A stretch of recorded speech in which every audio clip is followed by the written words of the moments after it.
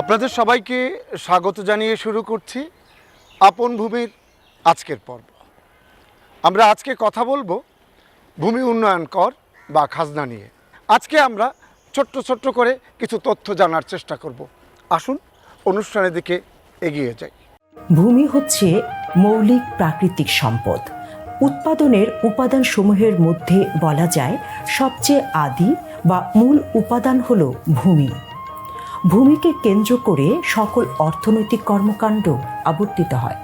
সময়, চাহিদা ও নিরাপত্তার স্বার্থে আইন ও ব্যবস্থাপনা সংশোধন হয়ে থাকে। এটা চলমান প্রক্রিয়া। এদেশের ভূমি কর বা খাজনাকে বিভিন্ন সময় বিভিন্ন নামে ডাকা হতো, যেমন জিজিয়া কর, সালামি, পুন্না, খাজনা ও ভূমি উন্নয়ন কর। ভূমির ব্যবহার ভিত্তিক ভূমি কর নির্ধারণ করা হয়। এক সময়ে এদেশে ভূমি করই ছিল রাষ্ট্রীয় আয়ের অন্যতম উৎস। প্রাচীনকাল থেকে এদেশের ভূমি কর বা খাজনা আদায় করা হতো বাংলা বর্ষ হিসেবে। এজন্য বাংলা নববর্ষ পহেলা বৈশাখ উৎসব পালন করা হয়ে থাকে। খোকা ঘুমালো, পাড়া জোড়ালো, পরে গিয়েলো দেশে, বুলবুলিতে ধান খেয়েছে, খাজনা দেব কিসে। এতদ অঞ্চলে শাসন ব্যবস্থায় রাজা বাদশাহ যুগের পর ইংরেজ আমল শুরু হয়। এ আমলেই এদেশের কৃষক ও ভূমি মালিকরা ভূমি কর সংক্রান্তে খুব বেশি অত্যাচারের শিকার হয়। 1793 সাল চিরস্থায়ী বন্দোবস্ত নামক এক আইনের ক্ষমতা বলে তৎকালীন শাসক লর্ড কর্নওয়ালিস অত্র অঞ্চলের ভূমি মালিকদের বিপদে ফেলেন। তিনি কুখ্যাত সূর্যাস্ত আইন প্রয়োগ করে এদেশের ভূমি মালিকদের সর্বশান্ত করেন।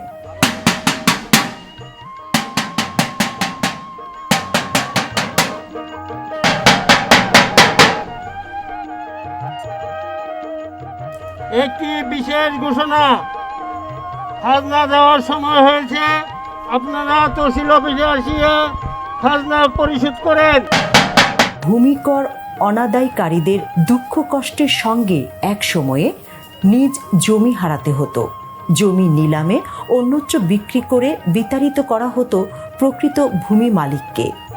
অতঃপর 1947 সালে এই ভূখণ্ড ইংরেজ শাসন মুক্ত হয়। অতঃপর 1971 সালে এ ভূখণ্ডের শাসন ব্যবস্থা আর নিয়ম কানুনে আবার পরিবর্তন আসে। এ ভূখণ্ডের নামকরণ করা হয় বাংলাদেশ। 1972 সাল তথা 1379 থেকে 1382 সাল পর্যন্ত 25 বিঘা ভূমির খাজনা মওকুফ ছিল। বাংলা 1383 সাল থেকে 1388 সাল পর্যন্ত আবার খাজনা চালু করা হয়। এ সময় শুরু হয় শতাংশ হিসাবে খাজনা নেয়া। 1976 সালে খাজনার নাম বদল করে নাম রাখা হয় ভূমি উন্নয়ন কর। আপনি যে কোনো মুহূর্তে ভূমি অফিসের অ্যাপসে ঢুকলে আপনার জায়গার পরিমাণ কি হয়েছে, কি পরিমাণ খারিজ হয়েছে কিনা বা ঠিক আছে কিনা সব কিছু পাবেন। এতে আমাদের সুবিধা হয়েছে, জনগণের অবশ্যই সুবিধা হয়েছে। আমরা ঘরে বসে আমরা অনলাইনে আমরা আমাদের জমি সম্পর্কে সকল তথ্য, জমির দাগ খতিয়ান, জমির অংশ এবং এই জমির অংশ যদি কর্তন হয় বা বিয়োজন হয় সেই সম্পর্কে আমরা জানতে পারছি। আমরা ঘরে বসে আমরা অফিস আদালতে দৌড়াদৌড়ি না করে আমরা কিন্তু আমাদের যেই ভূমি উন্নয়ন কর সেটা আমরা পরিশোধ করতে পারছি এবং এই ভূমি উন্নয়ন কর আমরা ঘরে বসে পরিশোধের মাধ্যমে সরকারের রাজস্ব ব্যাপকভাবে বৃদ্ধি পাচ্ছে। বাংলা 1398 সাল থেকে পুনরায় 25 বিঘা পর্যন্ত ভূমি কর মওকুফ করা হয়। সকলকে মনে রাখতে হবে, খাজনা বা ভূমি উন্নয়ন কর মওকুফ শুধু কৃষির জমির। তবে ক্ষেত্র বিশেষে পৌর ও সিটি এলাকায় জমিতে কৃষি ফসল হলেও উক্ত জমির খাজনা বা ভূমি উন্নয়ন কর মওকুফ নয়। এছাড়া অকৃষি জমির কোনো খাজনা মওকুফ করা হয়নি। আধুনিক ভূমি ব্যবস্থাপনায় অটোমেশন একটি যুগান্তকারী পদক্ষেপ। বর্তমানে আমাদের যে আধুনিক ভূমি ব্যবস্থাপনা চালু হয়েছে, এটি একই সাথে land.gov.bd-তে গেলে যে কোনো নাগরিক, অফিসার, কর্মচারী সকলেই এই এক ডেটাবেস থেকেই সকল আধুনিক ভূমি ব্যবস্থাপনার যে সুবিধা তারা নিতে পারেন। একই সাথে পর্চা, এখন কোনো পর্চার জন্যই নাগরিককে রেকর্ড রুমে যেতে হয় না। একই সাথে নামজারি, নাগরিক নিজের আবেদন নিজেই করতে পারেন, নিজের আইডি থেকেই আবেদন করার সুযোগ রয়েছে। এক্ষেত্রে একই সাথে হোল্ডিং খোলা, হোল্ডিং থেকে খাজনা নেয়া সবই নাগরিক তার নিজস্ব আইডি থেকে করতে পারেন। এখন ওটিপি সিস্টেমের মাধ্যমে প্রত্যেক নাগরিকের ইউনিক আইডি থাকায় একজনের খাজনা আরেকজন দেওয়ার সুযোগ থাকে না। একই সাথে একজনের আবেদন আরেকজনও করার সুযোগ থাকে না। আধুনিক ভূমি ব্যবস্থাপনায় নাগরিককে যদি আরেকটু সচেতন করা যায় এই অনলাইন ডিভাইস ব্যবহারের ক্ষেত্রে, আমাদের ডিসি অফিস থেকে ভূমি মন্ত্রণালয়ের নির্দেশনায় কিছু ভূমি সহকারী কেন্দ্র আমাদের অনুমোদন করা হয়েছে, যেগুলোর নাম দেওয়া হয়েছে LSFC। এই ভূমি ব্যবস্থাপনায় এই প্রেসক্রাইব দোকানগুলোতে গেলে ওনারা তাদের নাগরিকদের নিজস্ব আইডি ওপেন করে সেখান থেকে হোল্ডিং ট্যাক্স দেয়া, সেখান থেকে পর্চার আবেদন করা, একই সাথে নামজারির জন্য আবেদন করার জন্য ব্যবস্থা করে দিতে পারেন। ব্যক্তি তার নিজের আইডিতে সবসময় ট্র্যাক করতে পারেন যে আসলে বর্তমানে এই আবেদনটি কোথায় রয়েছে। তো সেক্ষেত্রে তার কোনো ভূমি অফিসে যাওয়ার প্রয়োজন পড়ে না। শুধুমাত্র শুনানির সময় ব্যক্তিকে মূল কাগজপত্র নিয়ে উপজেলা ভূমি অফিসে আসতে হয়। এক্ষেত্রে সেবা সহজীকরণ হয়েছে। একই সাথে আমাদের ভূমি উন্নয়ন কর আদায় বেড়েছে। নামজারি কার্যক্রম থেকে আমাদের আদায় অনেক বেড়েছে। সরকারের যে ভূমি রাজস্ব রয়েছে, যে সকল নন ট্যাক্স রেভিনিউ রয়েছে, তার মধ্যে ভূমি রাজস্ব অন্যতম। গাজীপুর সদর ভূমি অফিসের আওতাধীন যেহেতু এখানে নামজারি বাংলাদেশের সবচেয়ে বেশি হয়ে থাকে, সেক্ষেত্রে একই সাথে আমার কিন্তু ভূমি ব্যবস্থাপনায় সবচেয়ে বেশি ভূমি উন্নয়ন কর আদায় করা হয়ে থাকে গাজীপুর থেকে। একটি তথ্য মতে আমি আজকে পর্যন্ত যদি বলি, আমার ভূমি উন্নয়ন করের সাধারণ দাবি ছিল অ্যাবাউট 14 কোটি টাকা। তার মধ্যে আমার 78% অলমোস্ট আমরা কালেক্ট করে ফেলেছি। তো এক্ষেত্রে নাগরিকের সচেতনতা একটা অনেক বড় বিষয় আমাদের। আমরা রেগুলার এটা নিয়ে মিটিং করছি, বাজারে বাজারে আমরা প্রচারণা করছি, মাইকিং করছি, যার ফলে নাগরিকও সচেতন হচ্ছেন এবং অনেক নাগরিক নিজেই আবেদন করে যে কোনো ক্রেডিট কার্ডের মাধ্যমে তাদের খাজনা পরিশোধ করছেন। বিগত 18 সেপ্টেম্বর 2023 বাংলাদেশ গেজেট আকারে ভূমি উন্নয়ন কর ধার্য ও আদায় সংক্রান্ত নতুন আইন প্রণয়ন ও প্রকাশিত হয়। এই ব্যবস্থায় অনলাইন ভূমি ব্যবস্থাপনা ও ভূমি উন্নয়ন কর আদায় সংক্রান্ত যাবতীয় নিয়মকানুন প্রকাশ করা হয়। বর্তমান অনলাইন ব্যবস্থায় ভূমি মালিকদের অনাকাঙ্ক্ষিত সময় ব্যয়, অর্থ ব্যয় ও হয়রানি কমানোর ব্যবস্থা করা হয়েছে। ভূমি উন্নয়ন কর নির্ধারণ ও আদায় করা হয় ভূমি ব্যবহারের ভিত্তিতে। ভূমি জরিপকালে খতিয়ানে ভূমি উন্নয়ন কর সম্পর্কে উল্লেখ করা হয়। 2 জরিপের মধ্যবর্তী সময় জেলা প্রশাসন রাজস্ব সম্মেলনের মাধ্যমে ভূমি উন্নয়ন কর বৃদ্ধি বা কমাতে পারেন। ভূমি ডিজিটালাইজেশন বা ভূমি অটোমেশন আমরা যেটি বলি, এটি একটি প্রক্রিয়া যার মাধ্যমে আসলে ভূমি ব্যবস্থাপনা বা ভূমি পুরো ব্যবস্থাটিকে অনলাইনের মাধ্যমে, বা আমরা যেটা বলি যে কোনো অফিসে না যেয়ে জনগণের দোরগোড়ায় আমরা যে অবস্থায় থাকি সে অবস্থায় এই সেবাগুলো পৌঁছে দেওয়া। আমাদের বর্তমান সরকার এই বিভিন্ন ধরনের উদ্যোগ গ্রহণ করেছেন, কারণ মানুষের ভূমির সাথে একটি অবিচ্ছেদ্য সম্পর্ক রয়েছে। এই জন্য সবারই গুরুত্বপূর্ণ জিনিসটি যেন কোনোভাবেই ব্যাহত না হয় এবং মানুষের যেন যে ভূমির সংক্রান্ত জনভোগান্তি যেগুলো রয়েছে এগুলো একেবারে নিরসন করার জন্য আমরা অনলাইন সিস্টেমে কাজ করে যাচ্ছি। ইতিমধ্যে আমাদের বর্তমান সরকারের গৃহীত পদক্ষেপ অনুযায়ী শতভাগ অনলাইনের মাধ্যমে নামজারি কার্যক্রমগুলো সম্পন্ন হচ্ছে, যার ফলে আপনার এখন মোবাইলের মাধ্যমে বা আমরা যদি বলি যে আমাদের যে কোনো ট্যাবের মাধ্যমে, ল্যাপটপের মাধ্যমে ঘরে বসেই আবেদন করা যাচ্ছে এবং এখানে কোনো ধরনের মধ্যস্বত্বভোগী যেন কোনো ধরনের কোনো এই বিষয়টিকে মিসইউজ না করতে পারে বা মানুষকে ভোগান্তিতে না ফেলতে পারে, এই মাধ্যমে সরাসরি ভোগান্তিতে পড়লে আমাদের অটোমেশনের মাধ্যমে বিষয়গুলো জানানো যায়। আমাদের ভূমি মন্ত্রণালয় কর্তৃক হটলাইন সেন্টার নাম্বার রয়েছে, হটলাইনের মাধ্যমে ফোন দিলে জানানো যায়, অভিযোগগুলো কোনো সমস্যা হলে জানানো যায়। আমরা ইতিমধ্যেই আমাদের যে সায়রাত ব্যবস্থাপনা রয়েছে, আমরা সদর উপজেলায় এই অর্থ বছরে বাংলা অর্থ বছর আমরা এই কাজগুলো করেছি। এগুলো আমরা এখন স্বচ্ছভাবে এবং যেটা বলি আমরা যে অনলাইনের মাধ্যমে আবেদন হয় এবং এই আবেদনগুলো আমরা প্রক্রিয়াধীন করে যে যৌক্তিকভাবে যে যার যৌক্তিকতা রয়েছে তার এইভাবে নিষ্পত্তি করা হয়। এখানে কোনো ধরনের আগে যে প্রবলেমগুলো সমস্যাগুলো হতো মানুষের, এখানে কোনো ধরনের সমস্যা বা মানুষের যেই সমস্যাগুলো আমরা বলি যে কোনো ধরনের অনৈতিক লেনদেন বা এই বিষয়গুলো একেবারে বন্ধ হয়ে গিয়েছে। আমাদের প্রত্যাশা আমরা সবাইকে অবশ্যই কোনো প্রতারণার মধ্যে পড়তে দিব না। আপনারা আমাদের যে কোনো তহসিল অফিস, যেটা ইউনিয়ন ভূমি অফিসার বা আমরা যেটা বলি ইউনিয়ন ভূমি সহকারী কর্মকর্তার কার্যালয়ে যাবেন এবং নিকটস্থ যে কোনো সহকারী কমিশনার ভূমির কার্যালয়ে গেলে আমরা যে কোনো বিষয়গুলো যাচাই বাছাই করতে পারবেন এবং এগুলো বিনামূল্যে যাচাই বাছাই করা যায়।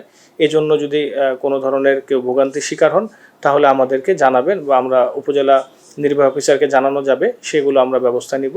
আর আমাদের যে কোনো ক্ষেত্রে আমি বলবো যে অবশ্যই আমরা যেন নিজেদের মধ্যে উত্তরাধিকার বন্টন বা বন্টননামার নিয়ম অনুযায়ী মেনে আমরা কার্যক্রমগুলো গ্রহণ করি, দলিলগুলো রেজিস্ট্রি করে নিই।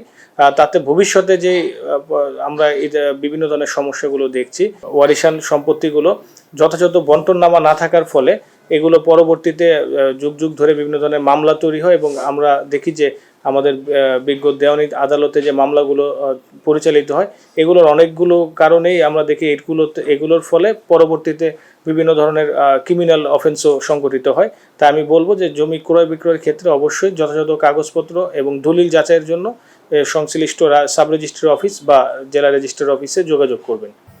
খতিয়ান বা পর্চায় জমির শ্রেণী বিদ্যমান।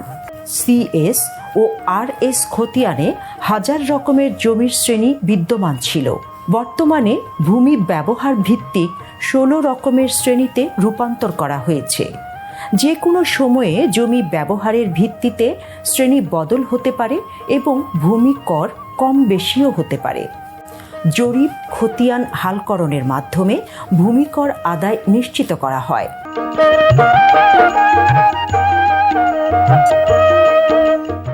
ল্যান্ড সংক্রান্ত যত সার্ভিস আছে এগুলোকে একটা আপনার ওয়ান স্টপ সার্ভিস বলে।